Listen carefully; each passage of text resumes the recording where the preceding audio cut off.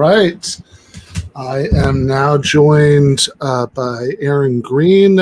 Erin, since this is your first time here, you want to introduce yourself? Hi, I'm Erin. I mostly play Pokemon on Twitch. I'm also very passionate about politics. I've been dipping my toes into that since 2016. Not really, been all that into the debate sphere, so this is kind of my first foray into that, but I'm very excited to get started. All right, cool. Well, I guess I just want to say to preface this well, first of all, I should say something about how we came to be here and why we're doing this, and then kind of what we had in mind. Originally, the idea had come up of me debating somebody else on this topic, and that didn't end up happening. But I thought, this actually, I think this would be a worthwhile discussion to have. Put out a call for volunteers, and Erin stepped up. So we are going to do this. I should also say that because of the way things happen to work out, there's also going to be another upcoming thing, maybe next week, on the same topic with Sam Adler-Bell and Matthew Sitman from the Know Your Enemy podcast. Since on that podcast, they had talked a little bit, an episode they did like a week ago or something, about the article that Daniel Bessner and I wrote for Jacobin about this. This is the one, Trump's threat to democracy, but that doesn't mean that he's winning. I'd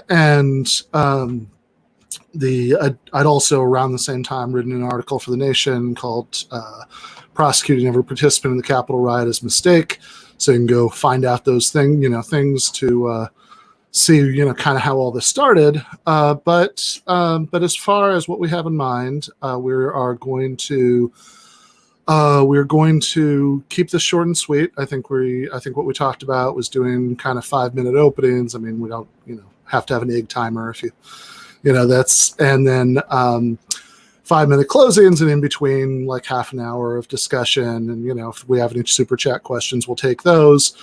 But, generally speaking, I think the point of this isn't to try to like rhetorically rip each other's throats out or anything. It's because it's an interesting topic. It's one that lots of people are not entirely sure what to think about some aspects of it.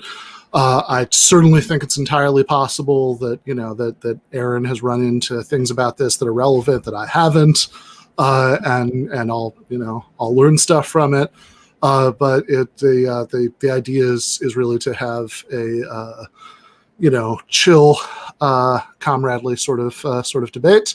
But Erin, would you prefer to go first, or for me to, or how do you want to do this? It's up to you. Sure. Yeah, I don't mind going first. I do want to preface things with, we both relatively are on the left. I think we're going to agree with a lot of things here. I don't think there's going to be a whole lot of back and forth ripping each other's throats out, as you put it.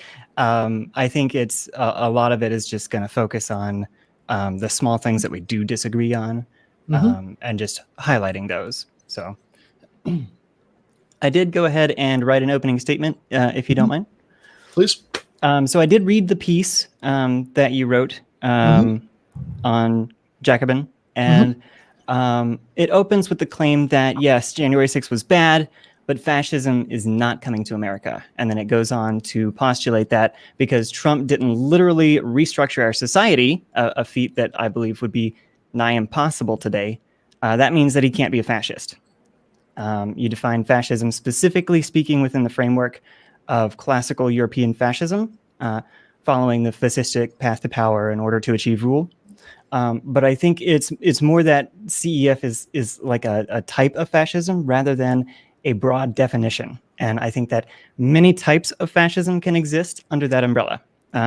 If we take a look at Umberto Eco's Il Fascismo Eterno, he describes fascism with 14 specific things that would suggest a leader has fascistic tendencies. I would say, personally, that I believe Trump and even a good portion of the mainstream right wing fits at least a dozen of these, as it is today. I would think that what he and his allies did leading up to the riot and the breaching of the Capitol would even rise to the level of stochastic terrorism. George Carlin had a number of things to say about fascism and its definition. And to your point about George W. Bush, he rightfully called out the actions of the Bush administration as fascistic. Even the founder of fascism himself, Benito Mussolini, had this to say about fascism. Those who perceive nothing beyond opportunistic considerations in the religious policy of the fascistic regime fail to realize that fascism is not only a system of government, but also, and above all, a system of thought. So I don't subscribe to the narrow definition presented in your article here. And according to my research, neither do most scholars. To say that fascism is not on the brink in America when you have a functionally different definition of fascism than most people, I believe is irresponsible at best and is carrying water for the right at worst. Okay. So, all right. Well, I guess the first thing that I would say is that so there are two issues here, right? So there's the fascism debate. And the how to think about January 6th debate, and we were covering both of them in the article because I think they're very linked in the minds of a lot of people who did strongly believe that January 6th should be put in the attempted coup category, and because they thought that this was something that was being done by fascists or attempting to bring about fascism maybe. So I guess just starting with the what is fascism debate, I think that anytime you talk about fascism, I mean definitions are all over the place. Umberto Eco's definition, I mean he's a novelist, so maybe unsurprisingly, I think it's very focused on the rhetoric of fascism, rather than what fascists are really doing. But also if you look at like Leon Trotsky's writings about fascism in the 30s, they really emphasize the idea that this is a street fighting like movement to physically wipe out socialist, communist, workers' organizations. If you look at the Dimitrov's, in the capital C, communist movements definition of fascism, talks a lot about the sort of terror, like most extreme terroristic version of like right-wing capitalist dictatorship. But I think any kind of like all those guys, of course, are talking about classical European fascism. And if you have some broader definition of fascism, then you can fit in other things. But I think anytime you're referring to something as being fascist, there is an implicit analogy to classical European fascism, or at the very least, since whatever it refers to, we all agree that it refers to that. There's a lot of things have been called fascist. Like I think, every American president, probably since World War II, has one time or another been called fascist by at least some of his enemies. Certainly George W. Bush was, as you mentioned. Even Clinton and Obama, there are people on the right calling them fascists. This is a very, very common accusation. But I think anytime there's any kind of accusation of being a fascist or analysis of something as fascist, there's some kind of analogy or some kind of analysis that whatever it is that made classical European fascism what it was is this. I think one of the reasons that Danny and I in that article were resistant to rhetorical definitions of fascism as like this is the thing that made classical European fascism so distinctive, from other kinds of right-wing movements, is that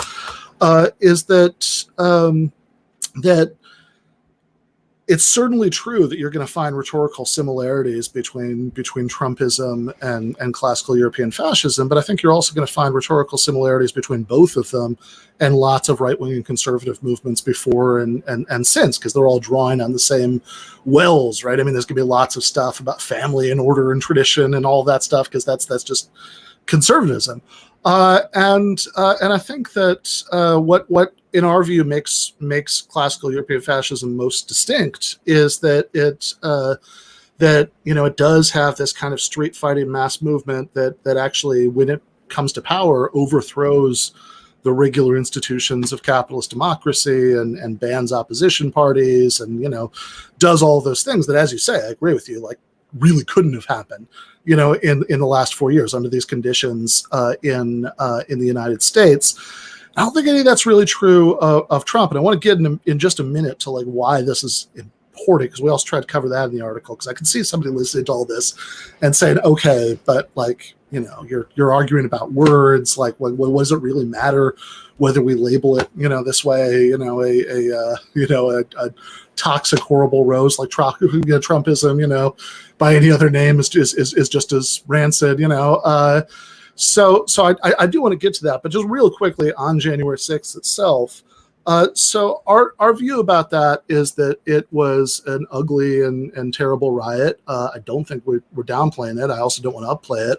I want to just be accurate about it. And it's certainly grotesque that Trump egged it on in the way that he did. But the idea that it's a coup or a serious attempt at a coup or anything like that just seems a little off, because there's never any chance that the military, would have sided with it, which is what would have been necessary to overthrow the government. It's not clear that that's even how most people there exactly saw their goal. I don't think that they thought that 800 mostly unarmed people could overthrow the most powerful well-armed state in the history of the world. And I think that even the sort of this terminology, the insurrection, that always seems very funny to me, because it's like we're sort of going back to this like kind of 19th century like thesaurus to find the insurrection, and that I think the fact that we now know very few people there were armed. In fact, for a right-wing protest, remarkably few. Some people did act violently, and those people should absolutely be prosecuted. But nobody fired a weapon, even, except for the police, nobody seems to have attempted to fire a weapon and had the gun jam or anything like that. And there was widespread reports at the time that Officer Brian Sicknick was clubbed over the head with a fire extinguisher and later died of his injuries. The coroner later said that wasn't the case. There was a while where they're saying, well, maybe it was bear spray, and then the coroner said, nope, that's not the case. Ended up ruling as a heart condition. I'm sure that was exacerbated by the stress of having to deal with a riot. I don't doubt that for a second. But if the shoe were on the other foot, and instead of being a riot that was brought about by lies that Trump told about winning the election, it was a riot for a much more for a different cause that I would feel differently about. Something that happened, in the summer of 2020, perhaps. I don't think that either of us would say that somebody who died of a heart attack because the stress of dealing with the riot, the cop who died under those conditions, was killed by the rioters, which just leaves the people who were the rioters themselves who were killed, and that seems like even that. There were reports that at one time there were widespread reports that someone was trampled to death, but apparently they had a amphetamine overdose. That's what the coroner and the official reports say. There were the widespread pictures, the guy with the zip ties, which seems to have been the main reason that was given to think that there was some intention or possibility of widespread kidnapping. Of kidnapping plots, but that's not any part of the charging documents now. They say that was a person who didn't come with zip ties. They picked up zip ties that were dropped by cops.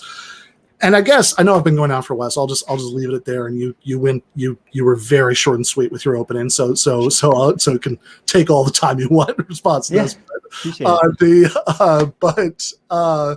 But I think that. None of this is to say that it's not the case that there were creepy militia people who were there, who had all kinds of terrible fantasies, and maybe some of them under other circumstances would have made a more serious effort to carry that out. I think that's all true. But since there was no serious attempt to do any of that, then it looks to me less like a coup or even, you know, insurrection, which I guess technically accurate, feels a little inflated to me. It looks like a riot, and political riots are bad, and particularly political riots for unjust causes that are caused by politicians' irresponsible lies are really bad, and anybody who's involved, you know, anybody who did anything violent should certainly be prosecuted. But I'm much less worried about the threat that like 800, you know, boomer conspiracy theorists pose to the institutions of democracy than I am by the possibility of you know, expansion of the security state, draconian crackdowns, you know, that might be justified because of it, which is why I think we're engaging with this otherwise kind of pointless, what do you call it, debate in the first place. So that'd be my take. I'm going to shut up now.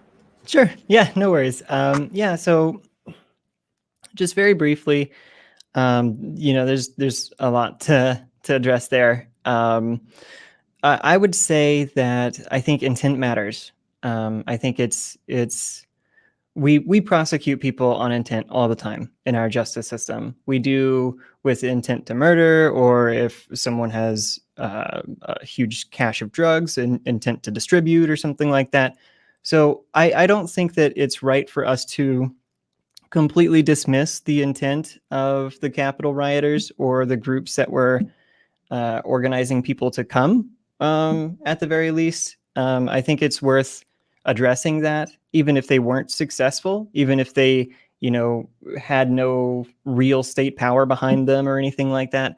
I think it is important to recognize their intent there and do something about that to set the standard forward, so that, you know, we show as a society that this is not acceptable under our legal system. I would just say that, you know, a lot of those people that were there are, yeah, boomer QAnon people. QAnon is, you know, kind of like a wild conspiracy cult almost at this point. It's become a religion in a lot of people's eyes, even, or something similar to. And fascism, if you read Benito Mussolini's Doctrine of Fascism, he likens fascism itself to almost a religion or way of living, or, you know, you can be any kind of person you are, but you must have these set beliefs. And I think they kind of go hand in hand here. I think it's, you know, even if, you know, these people who had these beliefs so religiously, they held them so close to their heart that, you know, if we just get into the Capitol and we can get a hold of some politicians, then the people upstairs will turn around and the storm will come and all that stuff. You remember the storm that they were threatening about with QAnon or whatever, where it was like some government official or something like that was on the inside. That's who Q was supposed to be, was like an inside government official.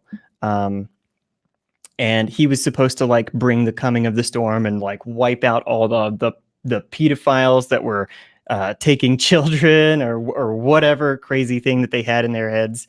But they truly believed that they would have that level of support. And, you know, when people like Rudy Giuliani and Donald Trump himself were, you know, having rallies day of and encouraging people to go out and do this, people kind of get whipped up into the fervor of it.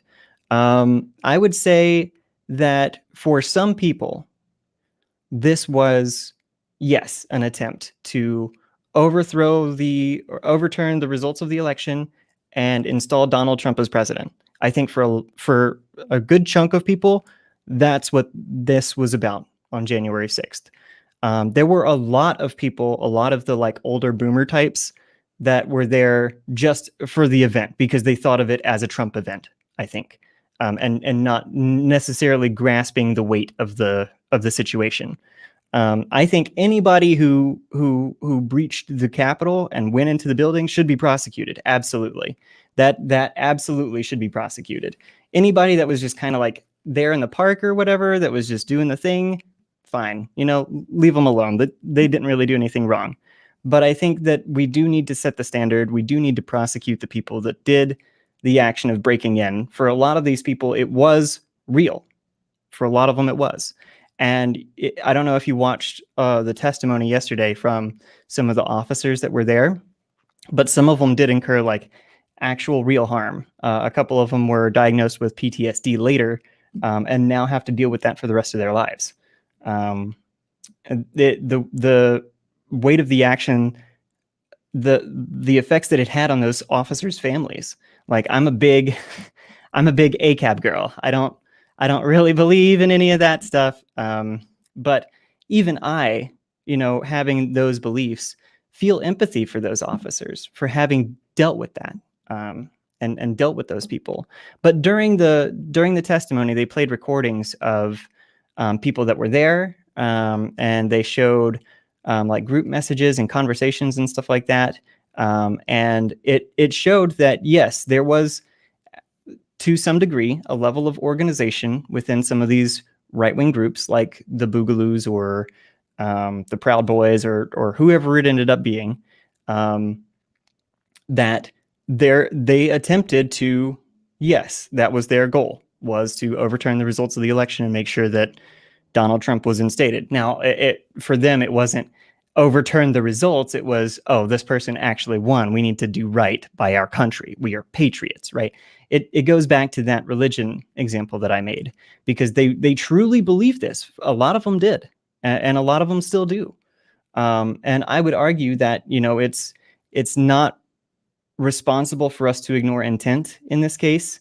I think it is, kind of it's a big historical event. So I think historical language is appropriate for it. So, calling it something like insurrection, I think is good, because it is a word that you don't hear a lot. It is something that isn't very common. And it sticks out in a lot of people's minds. And I think that's appropriate for an event that, we haven't seen that level of political violence in the United States for a long time. And, I think it's important to recognize that for what it was. Some of these wild groups that have just gone off the rails the last 4 years have, and they're not going away. Trump not being president anymore, Biden being president, is not making these people go away. I think if anything, it's just going to make them more encouraged for the future, and almost steadfast in their beliefs, even more so than they were before. Yeah, so I guess one thing that I really want to pick up on that, and then maybe we can get some questions from the chat, or you can respond however you want to do it. But is the violence question, and how much of a precedent there is, and then what the prosecutorial response should be, and I like that. This is not a slam. Real world, the life is full of times when things that we care about are in tension with each other, but I like the honesty, right, about that tension between ACAB and the sort of level of concern, about the outcomes to cops, but I think that on the violence question, it's certainly true that there was definitely like real violence that happened there. No murders. One killing, and we can argue about whether it was justified or not of Ashley Babbitt, but certainly no killings from the other end, or attempted killings. People often point out that it's entirely possible that if they'd run into some particularly hated politician, that there are people there who would have, and I do think that's possible.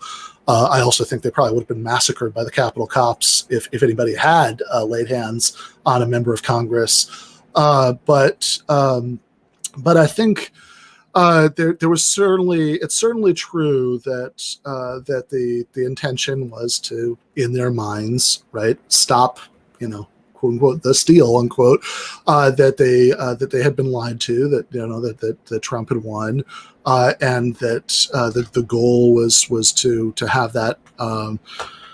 Certainly the goal of the initial protest, was to protest what they thought was this injustice of the stolen election. Now, if we go from that goal, right, the goal of the protest, that this horrible, unjust thing is going on and we're going to stop it, to what the intention was of streaming into to the Capitol, as you say, QAnon is very culty. I think probably there were people there who, in some incredibly confused, poorly thought out way in their minds, thought that somehow they were capable of stopping the election, or if they weren't capable of it, then at least they're making this patriotic display would cause, the storm to happen, that, the people who were capable of it would finally step in, in some way. But I think that it was a sort of spasm of rage, which is also, I think, an important point from my perspective, that this didn't happen. This happened because of the weakness of Trump's position. That he would have obviously loved it if some of those big beautiful generals had stepped in and said he got to stay president, but they weren't. Right, and a whole series of Republican appointed, even Trump appointed judges had essentially laughed his lawsuits out of court. Done everything short of, writing "lol, fuck no" on a piece of paper and passing it back. Even Pence, wasn't going along, with anything he wanted, which was part of why this happened in the first place and why they were so riled up. So then this is what it was sort of resorted to, is 800 middle-aged conspiracy theorists storming the Capitol. And as far as prosecution and violence, I would push back against the claim about how unprecedented it was. I mean, there was certainly violence against cops. It was something that is the unique thing about it, the disturbing thing about it. Well, the two unique and disturbing things about it are, one, that it was egged on, by Trump, and two, that it took place in such an important location. I think those were the two things that stood out about it. But just having that level of political violence was not particularly unique. I mean, there were several cases last summer of riots, or the protests that turned into riots, where you had dozens of cops who were injured, in some cases by mortars or other explosive devices. And that's, I don't want to minimize how traumatic something like that can be. I agree with you, and I have all the same. I think I agree that we should be able to hold both those thoughts in our heads, that the way that policing works in the United States is violent and militaristic and authoritarian and racist and should change. But also that doesn't mean you can't sympathize with a cop who's gone through a traumatic experience. I agree with that. But as traumatic as the experience is, I'm much more concerned about the precedent that's being set. So when I think about the idea of prosecuting every single person who breached the Capitol, right? Everybody who walked in there, when you're protesting I've been in my life to several protests, where people at some point, sort of burst through police lines, or went in an area where people weren't supposed to go to as kind of a show of defiance. I don't think it's that uncommon. I also don't, I think that certainly, like during the Vietnam War era, I'm not that old, but during the Vietnam War era, when like occupations of buildings were a very common protest tactic, the sort of rifling through offices and stealing stuff and having your picture taken sitting in somebody's chair, that's all pretty standard too. And what I particularly think of when I think about these suggestions about every single person who went into the Capitol, even if all they did was wander around chanting slogans, maybe even incendiary or disgusting slogans, and taking selfies and maybe taking things, that what I immediately think of is the Wisconsin protests in 2011, after, to try to stop the law to take away collective bargaining rights. And once again, there you had people disruptively, illegally storming, in that case, it's the Capitol building, and I'm very, I'd have been very disturbed if every single person who did that, even if they didn't do any violence while they were there, just going in, was prosecuted. And I'm generally pretty worried about the idea that that any protest that turns into a riot, or any protest that includes elements of a riot, where some people who are there riot, that gets like a really harsh response. Because if that had been, the prosecutorial approach, I mean, not that lots of people weren't unjustly, arrested and all of that, but I mean that last summer, I think that would have been a disaster if the sort of left-wing, movements that I very much hope will come about, in the future happen. Then I'd be very worried about the precedent there, that even if you yourself don't do anything violent, if you are in a place you're not allowed to be, you've entered a government building illegally, or or other people there have done something violent, that you're prosecuted for that. I think that's a dangerous precedent for us to endorse, and this really gets at what, to my mind, is part of why this is important. Because I already see instances in which talk of right-wing extremists is used to do a lot of things that remind me uncomfortably of the early 2000s war on terror. The sort of regular but vague, ominous warnings, the cases like the kidnapping plot against Gretchen Whitmer here in Michigan, where it seems like all but like 6 of the people involved seem to have been informants, which reminds me of all of the uncovered plots, during the first war on terror, that turned out to be like one like lonely mentally ill Muslim guy who was convinced over the course of months, to be involved in a bombing plot. Oh, sorry, you're muted if you were trying to interject. But anyway, so all of that worries me, I think, more than the thing itself does, and I think that to my mind, that's one reason why it's important not to get too swept up in this. And when I hear like Biden saying this is the most important attack on democracy in 150 years, think, well, hold on, what about, first of all, I mean, just as a matter of history, what about all the civil rights workers who were actually killed registering people to vote? I mean, those strike me as more significant attacks on democracy. But that seems like the sort of thing that certainly sounds to me like it's gearing up for crackdowns on extremists. And I worry that if that happens, right-wing extremists won't be the only extremists who get cracked down on. Yeah, no, I agree with you to an extent. I think primarily in the summer there were actually instances of something like that happening, where people were getting picked up off the street by unmarked vans with unmarked officers that were in totally plain clothes, and none of that was really, I don't know, made apparent to anybody there. Like if you've got that kind of stuff already happening, I don't know. I would ask you to take a look at the context in which we live today. If your concern is with the right to privacy and with the police state and stuff like that and surveillance, I would argue that your goal should be to, I don't know, push for the dismantling of the NSA or something like that, because these agencies already exist, and this kind of stuff that you're talking about has already happened.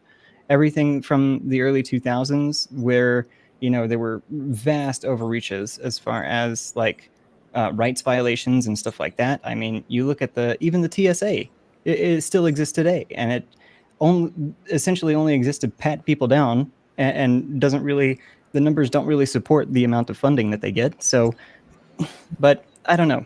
I think the world we live in today is already pretty scary as far as that goes. I think if your argument is that, calling it a coup or calling Trump a fascist or prosecuting these people that stepped over the line and intruded on the Capitol building, if you think that would equate to a slippery slope that would lead to something like an NSA 2.0 or something like that, I would ask that you kind of show some harm there to support your argument, because I don't see any calculable harm that could come of prosecuting people for, committing crimes that we already prosecute people for. We even, like I said, about the, the picking people up from the side of the street, like those people were just protesters. They weren't committing any crime. They weren't committing any violence. And these people were just, whoop, all right, gone, see ya. So I don't know. I think it's the context in which you're trying to make that argument doesn't fit with the world we live in today after, post 9/11, post security state. Yeah. By the way, I should say somebody in the chat, I do not have the chat anymore, brought up something that I see very frequently brought up in these discussions as a sort of treated as a serious piece of evidence about this, which is the noose in the protest, not in the Capitol, but outside. But I've never really understood what significance that's being invested with. That seems like a pretty common thing. I mean, there are, like, you can Google guillotine plus protest, and you will find several examples of protests that you and I probably would both support. Where somebody had a guillotine, there's like out as a like prop in the protest. I think that you can certainly argue about the more sinister connotations, but I think that the idea of something like that seems like obviously a symbolic prop to me, and I think and once again I really dislike the precedent of treating that as like evidence of intention to actually literally use it to kill somebody. Sure. But I'm what you said. Look, first of all, yes, the NSA should be dismantled. If that's not clear, right? I mean, that's certainly my position. I was horrified by all the post 9/11 security state expansions, the Patriot Act, the indefinite detention, all of that stuff. In fact, I mean, often that was one of the formative political experiences of my life. Is having being a sort of Chomsky leftist during the original war on terror, and oftentimes in these discussions I'm kind of uncomfortably reminded of that, and I'm not at all saying that you've done this, right? But I mean, just to set the larger context, because very often I think I see people in these discussions treating saying I don't think this is well understood, that this is really a coup or anything like that. I think it's an ugly riot carried out by bad people with bad politics, because they were lied to. But I think that's all it was. That's often registered as sympathy, for the rioters, which reminds me very uncomfortably of being told that. Be that like you were soft on Al Qaeda, if you were against the wars or against the security state expansions. Al Qaeda is also a extreme right wing, awful, organization that stands for everything that I hate. But I think that having a sense of perspective, they weren't this huge threat to Western civilization they're portrayed as being, is important in that situation. And I think it's important to have a sense of perspective on the Capitol rioters, not having been some huge threat to institutions of regular capitalist democracy. But I guess the last thing I'd say to this about this before throwing it back to you is that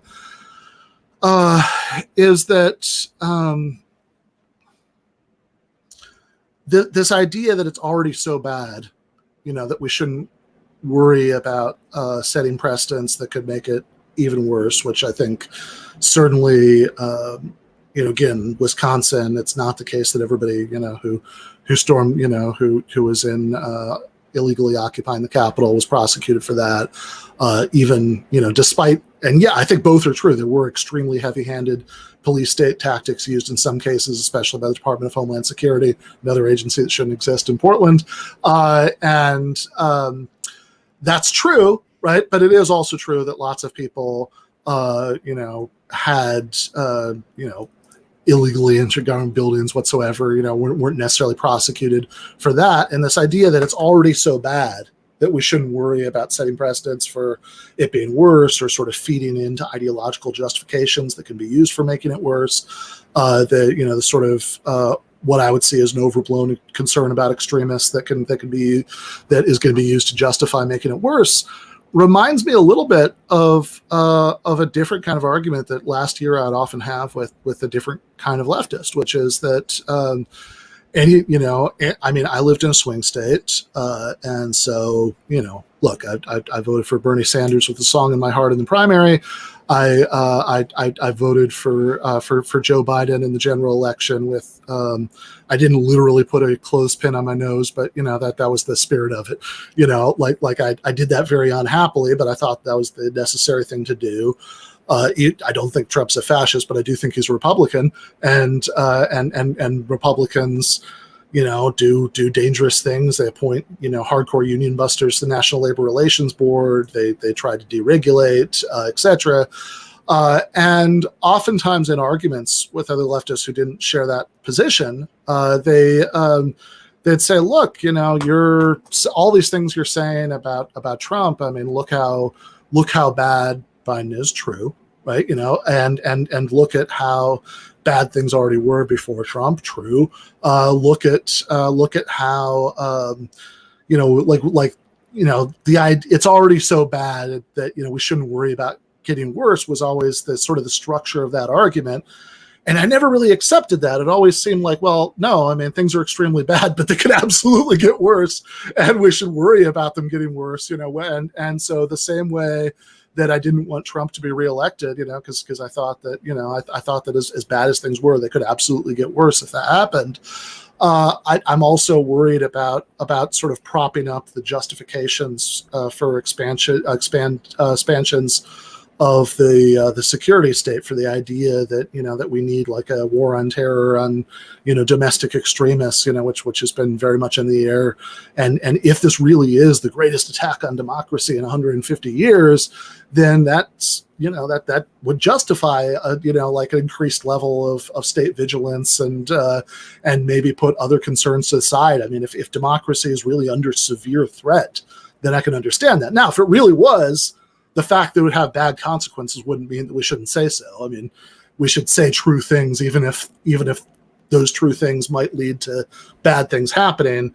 But since I don't think it's true, then that's why I'm concerned about it.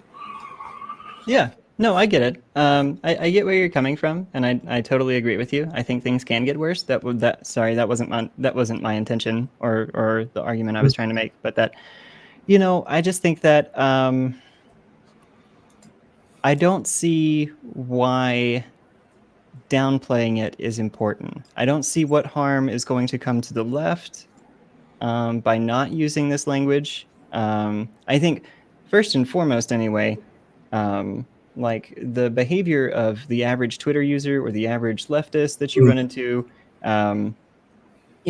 that's totally irrelevant. I think what we should be looking at, if we want to be using language, is we should be saying, okay, well, the news media is, using this language and promoting these words and stuff like that. That's who we should be focused on, is the groups with the power to control the conversation and the language they're using. We should criticize them.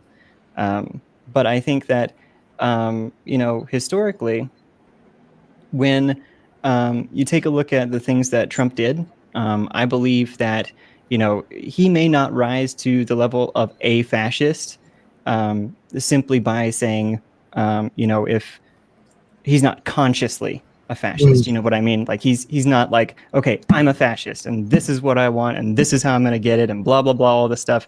No. I think he is very selfish and very greedy, and I think that he will use whatever means necessary to get what he wants. But I think that the actions that he took a lot of times did rise to the level of what you would expect from a fascist leader. If you're saying that Trump's not a fascist simply because he doesn't have that conscious thought, sure, I agree with you. But if you're saying that Trump's not a fascist because the actions that he's taken don't rise to that level, that's a totally different argument. Yeah, I don't think they do rise to that level. And I think that we can, like, one way of making this really concrete from my perspective is to think about the, COVID epidemic,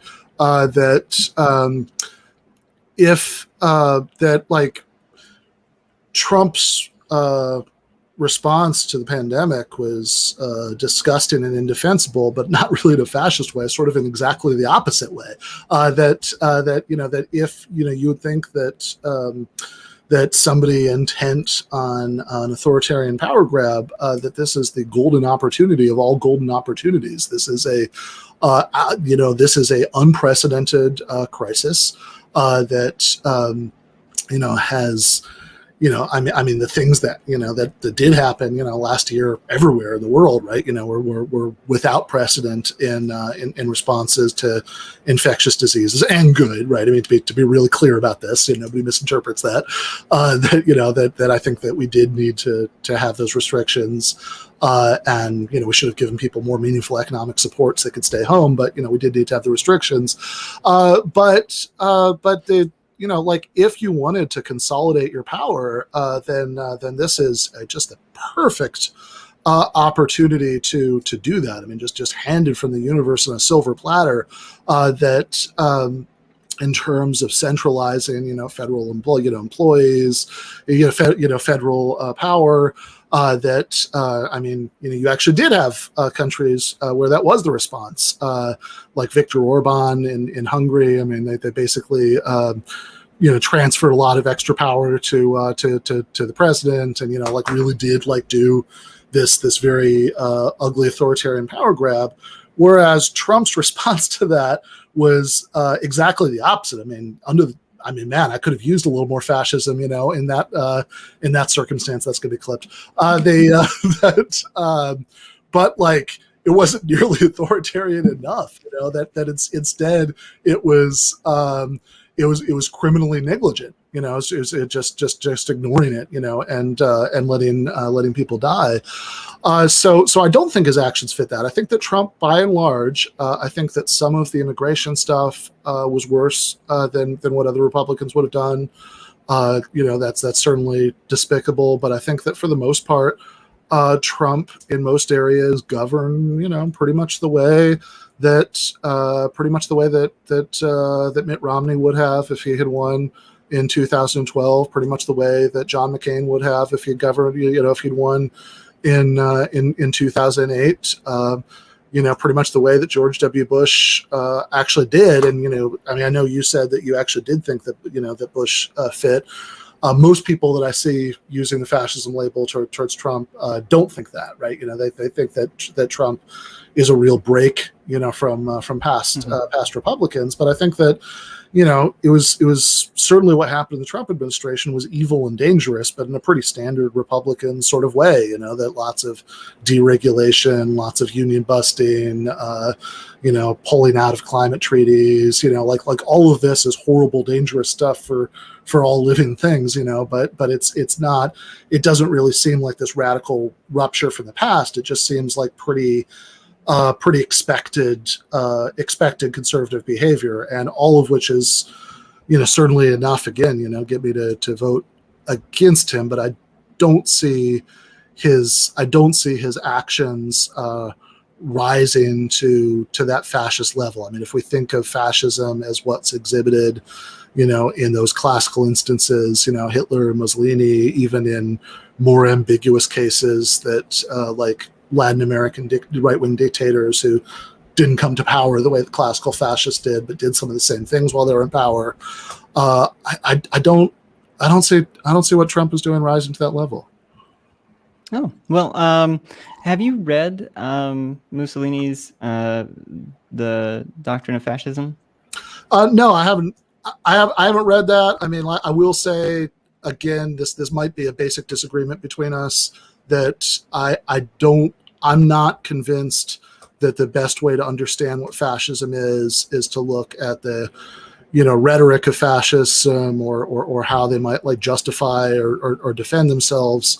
I think, you know, I mean, for kind of reasons that I laid out a little bit earlier, I mean, sure, homework. I'll read Mussolini's The Doctrine of Fascism, but I think that I think that that's less salient than the actions, right? I mean, that what the sort of justifications or rhetoric that, you know, the fascists come up with to justify what they're doing.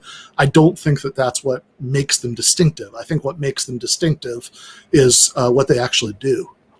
Sure. Well, yeah, actually, I'll have. I read it on stream the other day. I'll have my video up after our conversation here. So if you want me to read you to sleep tonight, just put on my video and I'll read you Mussolini. Okay. But Sure.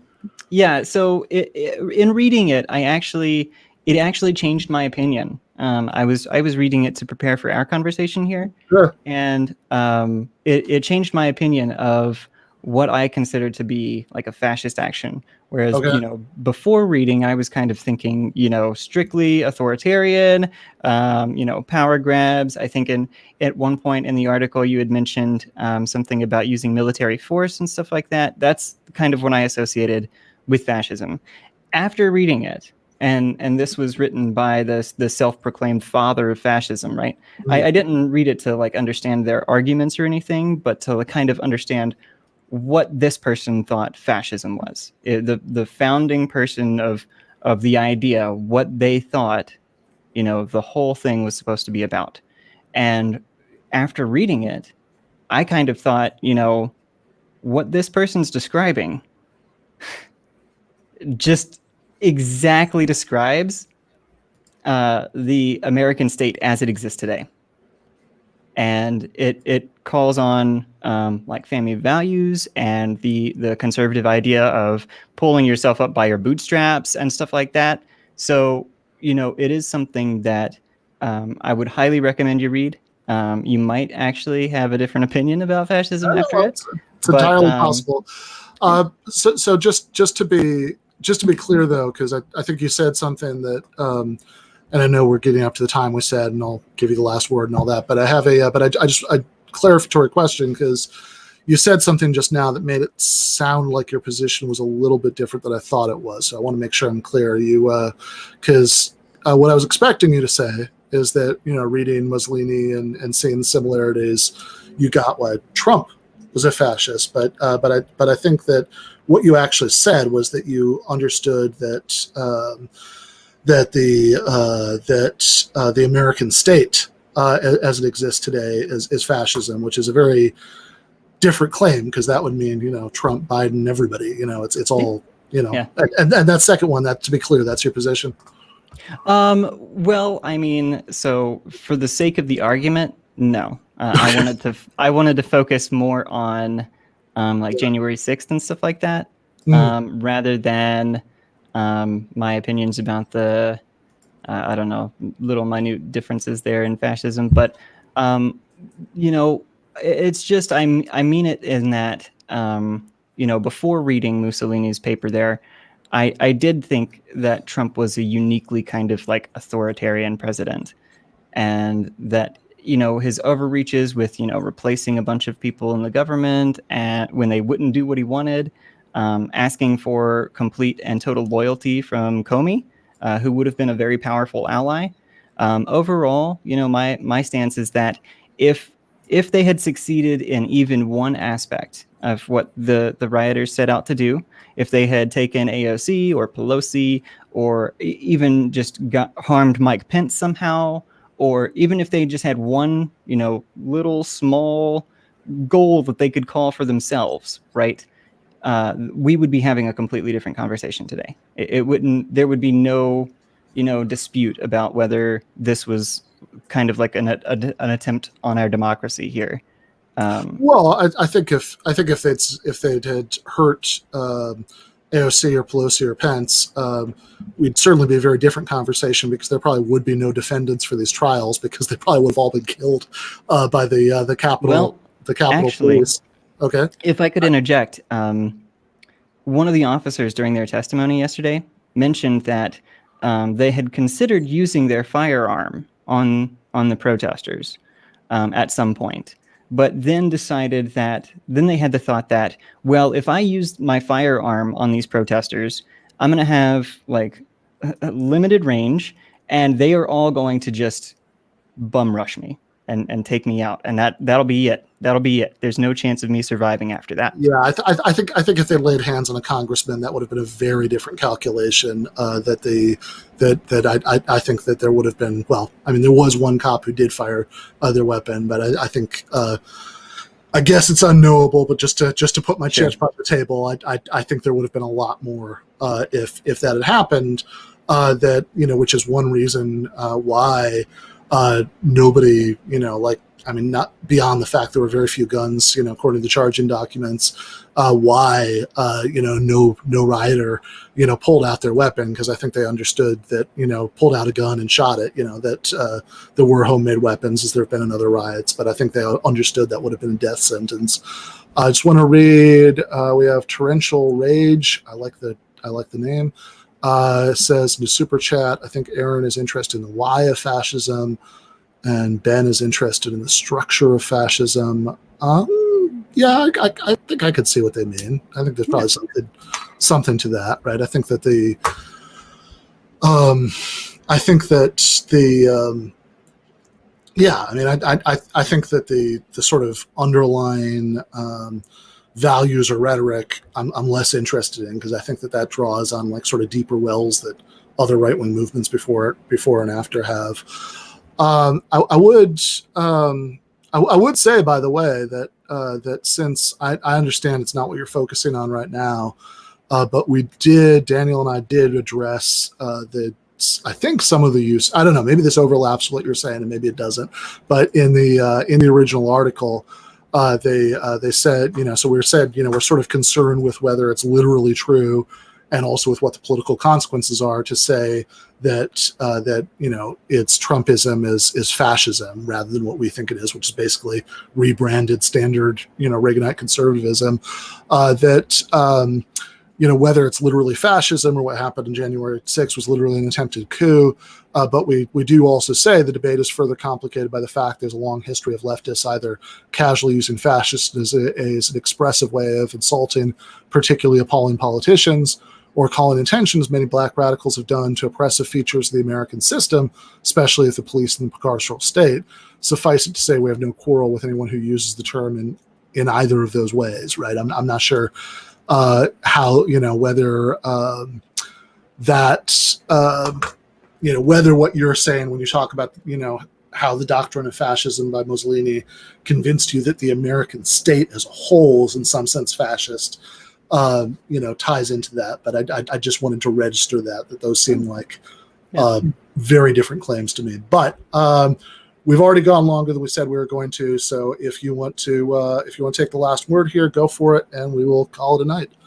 Sure. Yeah. Well, I would just reemphasize, I hope that you go out and reread it. It's just a few pages. It's not a long read.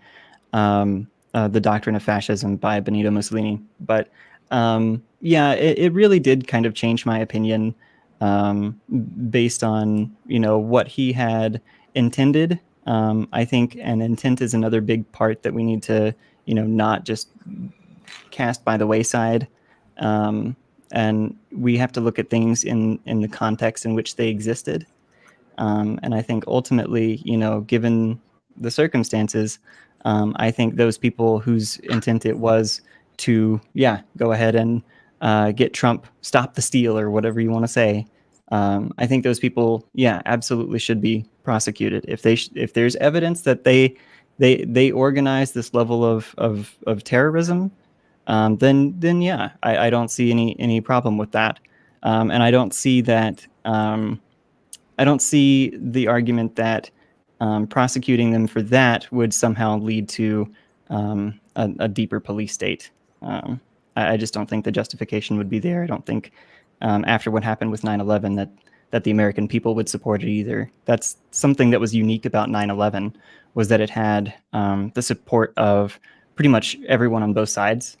you had Democrats and Republicans alike, that were full-throatedly endorsing the war in Iraq and the war in Afghanistan, and the creation of such agencies as the TSA and the NSA, and as a result, now we have Obama's drone strike program, and that I would argue is fascist as well. But ultimately, I think it's a belief system, and if you hold those beliefs true, then I would consider you a fascist. And I believe that a lot of those beliefs kind of fit with what exists today in the American mindset. And yeah, it actually permeates a lot deeper than we realize, I think. And it's important to recognize that. All right. Thanks, Erin. Thanks. Have a good night. You too. All right, so that was Erin Green. All of her links are in the description for the YouTube video. And I just want to plug before we go a couple things coming up for Philosophy Friday with Jennifer. We are going to be talking about David Hume, the essay on the immortality of the soul. For Sunday, for the Sunday night debate breakdown, I am actually going to be gone. So I am tossing the keys to our graphic designer, J. Andrew World, who is going to. Thought I had the image here. I actually do not, but but in any case, Andy is going to be doing something a little bit off the beaten path from what we usually do, and maybe on Friday for the Philosophy Friday stream, I'll bring him on for a minute at the beginning if he's around, and he can explain what he's going to do for that Sunday night debate breakdown on Sunday. Then also I should say. Should plug one other thing before I go, which is that I was approached a little while ago by a debate hosting website called Town Circle with an S that does this thing where they have people issue debate invitations on the site, and people can donate to charity to try to incentivize, the other person to agree to the debate. And they asked if I'd be interested in doing something with them, and I said yes. I usually say yes to stuff like that. But also they were talking about possible interlocutors, and they brought up Charlie Kirk. Who I initially, I don't know, I wasn't sure what to think about that. But the more I thought about it, I thought it was a good idea because I do debates with like hardcore ideological libertarians, where I'll trot out Matt Bernig's point about how arguments for the non-aggression principle are question begging all the time, and I fully expect that I'll still be doing that when I'm in my 90s and they have to wheel me out into the debate stage, and I can barely get it together mentally to remember why they're question begging. But I think that Kirk might be interesting, because as far as the actual forces of darkness, in the United States today, reactionaries who are like hardcore property fanatic libertarians are a much smaller group than reactionaries who are like Kirk.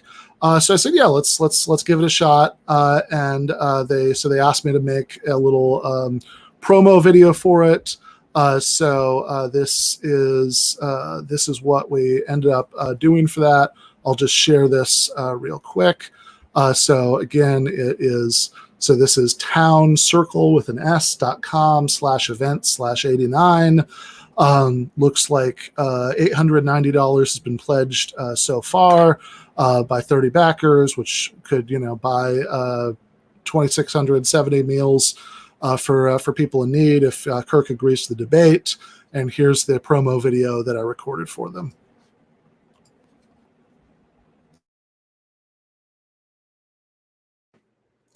Charlie Kirk has called democratic socialism, and I quote, the biggest scam in history. Now, I'm a democratic socialist. I would like Charlie to defend that statement. If you'd like to see this debate happen, simply pledge money to provide meals to those in need. The more money pledged, the greater the impact Charlie can have by agreeing to the debate. And the best part is that you won't be charged unless the debate happens in the next 30 days. All right, so we'll also put, it's not there right now, but I'll edit and put in a link to that. I forgot to do that earlier in the description for that video. You can also see that on my Twitter. But in any case, I think that'd be fun. I think that'd be a worthwhile thing. My view is that right-wing so-called economic populism is itself a pretty big scam. And really these people are against absolutely anything that would make life easier for regular working class people. So again, I think that's a debate worth having. See Emil Constance asks in the chat, what about debating an establishment Democrat neoliberal? Yeah, I'd be all in favor of that. I sort of did that once during the primary. I debated Noah Smith from Bloomberg Opinion on like Warren versus Sanders.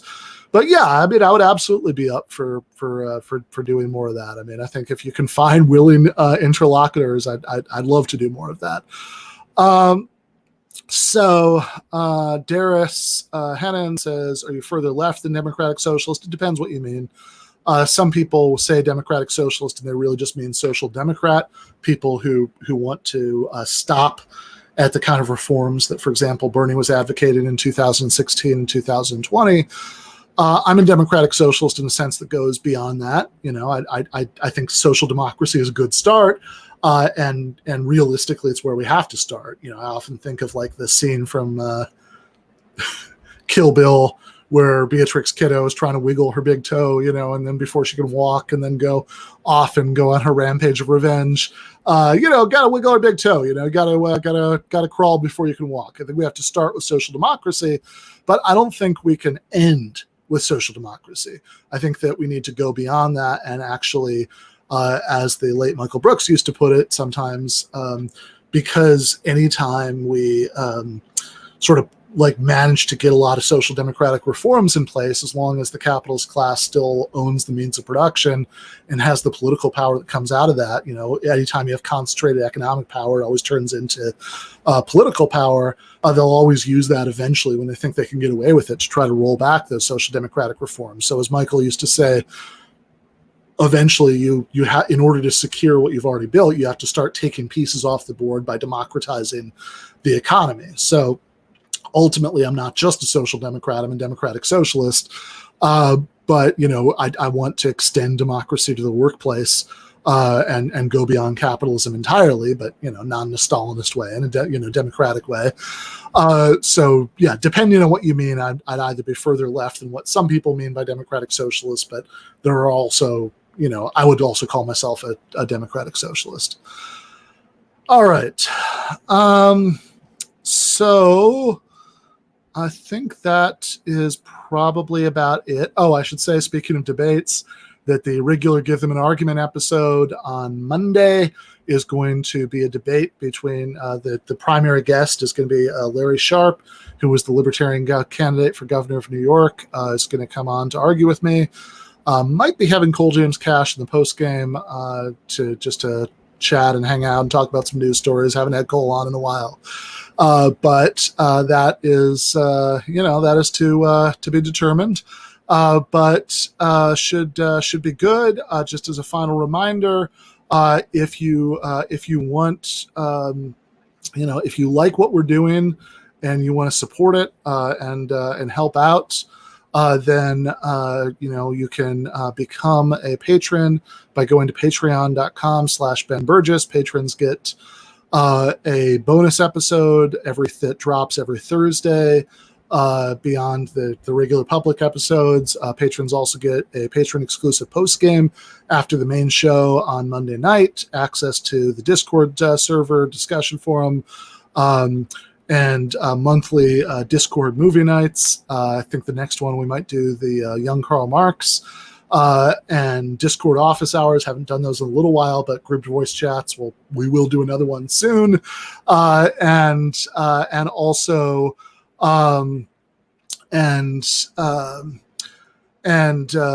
also patrons get early access to the monthly Sopranos recap bonus episodes with Wozni Lambre, Mike Racine, and Nando Vila. So lots and lots of goodies there. But really, I mean, it's not a subscription service. It's solidarity. If you like what we're doing here, please do consider throwing us some support. And with that, I think that the